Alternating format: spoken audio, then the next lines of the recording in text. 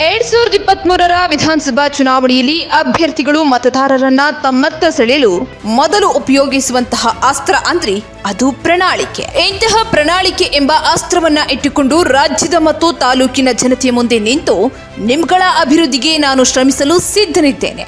ಕುಂದು ಕೊರತೆಗಳಿಗೆ ಮತ್ತು ಉತ್ತಮ ಜೀವನಕ್ಕಾಗಿ ನಾನು ಮಾಡಲು ಹೊರಟ ಯೋಜನೆಗಳೇ ನಮ್ಮ ಪ್ರಣಾಳಿಕೆಯ ಅಂಶಗಳೆಂದು ಬಿಡುಗಡೆ ಮಾಡುವುದು ನಿಮ್ಗಳಿಗೆ ಗೊತ್ತೇ ಇದೆ.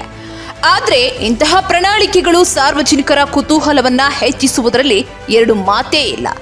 ಅಂತಹ ಪ್ರಣಾಳಿಕೆಯನ್ನ ಇಂದು ತಾಲೂಕಿನ ಪಕ್ಷೇತರ ಅಭ್ಯರ್ಥಿ ಎಂದು ಬಿಡುಗಡೆ ಮಾಡಿದ್ದಾರೆ.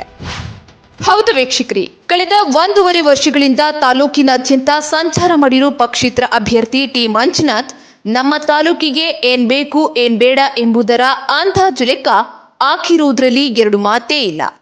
ಆದರೆ ಸಾರ್ವಜನಿಕರ ಮುಂದೆ ನಿಂತು ಪಕ್ಷೇತರ ಅಭ್ಯರ್ಥಿಯಾಗಿ ಕಣಕ್ಕಿಳಿದ ದಿನದಿಂದಲೂ ರಣಹದ್ದಿನಂತೆ ಕಾಯ್ತಾ ಇದ್ದಿದ್ದು ಈ ಪ್ರಣಾಳಿಕೆಗಾಗಿ. ಅಂತೂ ಇಂದು ಹೊಸದುರ್ಗ ರೋಡ್ನಲ್ಲಿ ಇರುವಂತಹ ಪುನೀತ್ ರಾಜ್ಕುಮಾರ್ ಸರ್ಕಲ್ ಬಳಿ ಕಲ್ಪವೃಕ್ಷ ಮರವನ್ನ ನೆಟ್ಟು ಇಷ್ಟೇ ಸಮೃದ್ಧಿಯಾಗಿ ನಮ್ಮ ತಾಲೂಕು ಬೆಳೆಯಲೆಂದು ಆ ಭಗವಂತನಿಗೆ ಪೂಜೆ ಸಲ್ಲಿಸಿ ಡಾಕ್ಟರ್ ಪುನೀತ್ ರಾಜ್ಕುಮಾರ್ ಭಾವಚಿತ್ರದ ಮುಂದೆ ತಾಲೂಕಿನ ಜನತೆಗಾಗಿ ಇಂದು ಪ್ರಣಾಳಿಕೆಯನ್ನ ಬಿಡುಗಡೆ ಮಾಡಿದ್ದಾರೆ.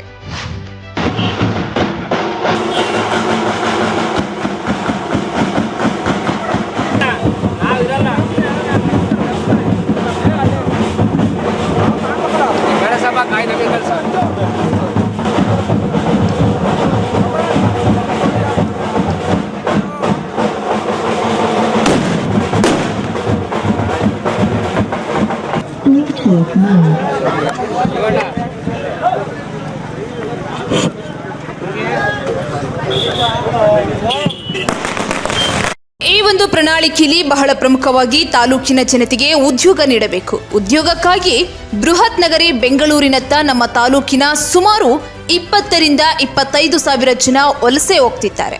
ಇದನ್ನ ತಡೆಗಟ್ಟುವುದೇ ನನ್ನ ಮೊದಲ ಆದ್ಯತೆ ಆಗಿದೆ.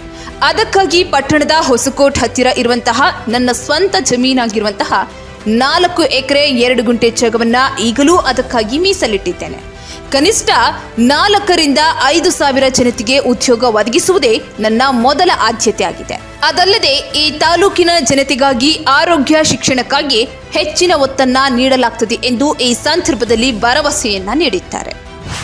ಪ್ರಣಾಳಿಕೆ ಅಂತಂದರೆ ಈಗಿರ್ತಕ್ಕಂಥ ನಾವೀಗಾಗಲೇ ಭಾಳಷ್ಟು ಸಾರಿ ಮಾತಾಡೋರ ಹಾಗೆ 5,000 ಜನ ನಿರುದ್ಯೋಗಿ ಯುವತಿಯರಿಗೆ ಮೊದಲನೇದಾಗಿ ಉದ್ಯೋಗ ಕೊಡುವುದರ ಮೂಲಕ ಆ ಭರವಸೆ ಈಡೇರಿಸ್ತಕ್ಕಂಥ ಒಂದು ಪ್ರಣಾಳಿಕೆ. ಭ್ರಷ್ಟಾಚಾರ ರಹಿತ ಆಡಳಿತ ನೀಡಬೇಕು ಅಂತ ಏನು ತೀರ್ಮಾನ ಮಾಡಿದ್ದೀವೋ ಎಲ್ಲ ಆದಿಶಕ್ತಿ ದಯೆಯಿಂದ ಒಳ್ಳೆಯದಾದ ಮೇಲೆ ಅದನ್ನು ಮಾಡಿ ತೋರಿಸ್ತಕ್ಕಂಥದ್ದು. ಅದರ ಜೊತೆಗೆ ಜನರಿಗೆ ಬೇಕಾದಂಥ ಆರೋಗ್ಯ ಶಿಕ್ಷಣ ಇವುಗಳ ಕಡೆ ಒತ್ತು ಕೊಟ್ಟು ಹೆಚ್ಚಿನ ರೀತಿಯಲ್ಲಿ ಬಡ ಜನತೆಗೆ ಅನುಕೂಲ ಆಗ್ತಕ್ಕಂಥ ಯಾವುದೇ ಸರ್ಕಾರ ಬರ್ತಕ್ಕಂಥ ಯೋಜನೆಗಳನ್ನು ಸರಿಯಾದ ರೀತಿಯಲ್ಲಿ ಅವರಿಗೆ ತಲುಪಿಸ್ತಕ್ಕಂಥ ಒಂದು ಗುರಿ ಇಟ್ಕೊಂಡಿದ್ದೀವಿ.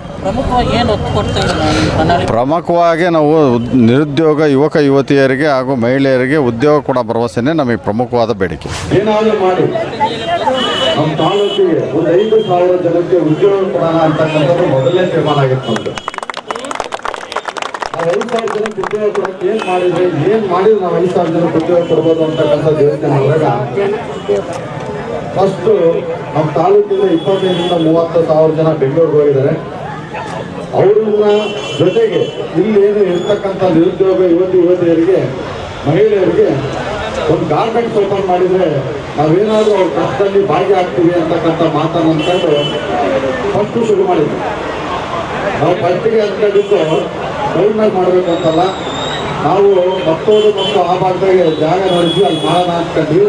ಕಾರಣಾಂತರದಿಂದ ಆ ಜಾಗ ಅವರು ಫ್ಯಾಕ್ಟ್ರಿ ಏನು ಬಂದು ನೋಡಿದಂಥ ಸಂದರ್ಭ ಅದು ಒಪ್ಕೊಂಡೇ ಇಲ್ಲ. ಆ ಒಪ್ಕೊಂಡಿದ್ದಾಗ ಕೊನೆಗೆ ಲಾಸ್ಟಿಗೆ ಟೌನಿಗೆ ಬಂದ್ವಿ. ಟೌನಾಗೆ ನಮ್ಮ ವೃತ್ತಿಗೋಸ್ಕರ ಅಂದರೆ ವ್ಯಾಪಾರಕ್ಕೋಸ್ಕರ ತಗೊಂಡಂಥ ಜಾಗ ನೋಡಿ ಒಪ್ಕೊಂಡಾಗ ನಾವು ಒಂದೇ ಒಂದು ಮಾತು ಹೇಳಿದ್ವಿ, ನಾವು ಯಾವ ಕಾರಣಕ್ಕೂ ಇದನ್ನು ಇದಾಗೆ ಲಾಭ ಆಗಲಿ ಇದಾಗಲಿ ಎಕ್ಸ್ಪೆಕ್ಟೇಷನ್ ಇಲ್ಲ. ನಮ್ಮ ಕೈಯಿಂದ ಎಷ್ಟು ದುಡ್ಡು ಖರ್ಚಾಗಲಿ ನಾವು ಅವರ ಕಷ್ಟದಲ್ಲಿ ಭಾಗಿಯಾಗಬೇಕು, ಅದಕ್ಕೋಸ್ಕರ ನಾವು ಈ ಜಾಗನೇ ಕೊಡ್ತೀವಿ ಅಂತಕ್ಕಂಥದ್ದು ಖಂಡಿತ ಸತ್ಯವಾದ ಮಾತು. ನಿನಗೆ 1 ಅಡಿ ಜಾಗ ತಗೋಬೇಕು ಅಂದ್ರೆ ಹೊಸ ಕೋಟೆ ಎದುರುಗಡೆಗೆ ನೀವೇ ಹೋಗಿ ಕೇಳಿ ನೋಡ್ರಿ ಎಷ್ಟಾಗುತ್ತೆ. ಒಂದು ಸೈಟ್ ತಗೋಬೇಕಂದ್ರೆ 30 ಲಕ್ಷ ಹೇಳ್ತಾರೆ ಒಂದು ಸೈಟಿಗೆ. 4 ಎಕರೆ 2 ಗುಂಟೆ ಜಾಗನ ನಾವು ಫ್ಯಾಕ್ಟ್ರಿ ಕಟ್ಟಕ್ಕೆ ಅಂತ ಹಂಗೆ ಬಿಡ್ತೀವಿ. ಈಗ ಇಲ್ಲಾಂದ್ರೆ ಇಷ್ಟೊತ್ತಿಗೆ ಅದನ್ನ ಸೈಟ್ ಮಾಡಿ ಮಾರಿರ್ತಿದ್ವು. ಅಷ್ಟೊತ್ತಿಗೆ ನಾವೇನಾದ್ರೂ ಅಟ್ಲೀಸ್ಟ್ ಬಡ ಜನತೆಯಲ್ಲಿ ನಾವು ಕಷ್ಟದಲ್ಲಿ ಭಾಗಿಯಾದ್ರೆ ನಮಗೂ ಒಳ್ಳೆ ಸಾರ್ಥಕ ಬದುಕಾಗತ್ತೆ.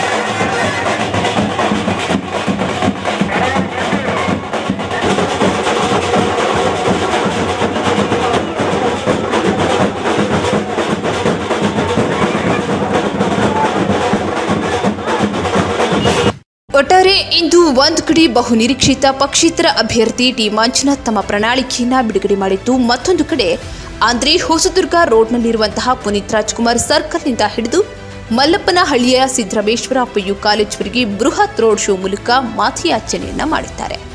ಈ ಸಂದರ್ಭದಲ್ಲಿ ಅಭಿಮಾನಿಗಳು ಬೃಹತ್ ಹಾರ ಹಾಕಿ ಪಟಾಕಿ ಸಿಡಿಸಿ ಸಂಭ್ರಮಿಸಿ ತಮ್ಮ ನೆಚ್ಚಿನ ನಾಯಕನನ್ನ ತಮ್ಮ ಗ್ರಾಮಗಳಿಗೆ ಬರಮಾಡಿಕೊಂಡಂತಹ ದೃಶ್ಯಗಳು ಕಂಡು ಬಂದಿವೆ. ಈ ಒಂದು ರೋಡ್ ಶೋ ವೇಳೆ ವಿವಿಧ ಏಕಿ ಕಾಲೋನಿ ಮತ್ತು ಬಡಾವಣೆಗಳ ಜನತೆಯ ಮನೆ ಬಾಗಿಲಿಗೆ ಹೋಗಿ ಪಕ್ಷೇತರ ಅಭ್ಯರ್ಥಿ ಟಿ ಮಂಜುನಾಥ್ ಇಂದು ಮತಯಾಚನೆಯನ್ನ ಮಾಡಿದ್ದಾರೆ.